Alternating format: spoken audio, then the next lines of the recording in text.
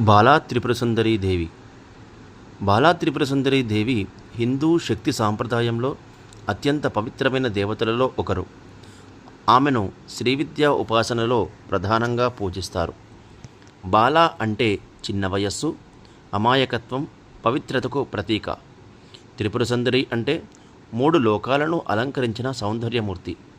బాలా త్రిపుర సుందరీ దేవి సాధారణంగా 12 లేదా 13 ఏళ్ల బాలిక రూపంలో ఉంటారు. ఆమెకు 3 కన్నులు, 4 చేతులు ఉంటాయి. ఆమె చేతుల్లో పాశం, అంకుశం, పుష్పం మరియు అభయముద్ర కలిగి ఉంటుంది. సింహం లేదా పద్మాసనంలో కూర్చుని ఉంటుంది.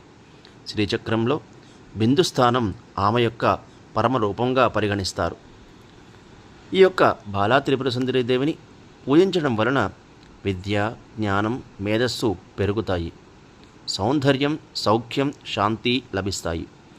దోషాలు, భయాలు తొలగుతాయి. సద్బుద్ధి, పిల్లల రక్షణ లభిస్తుంది.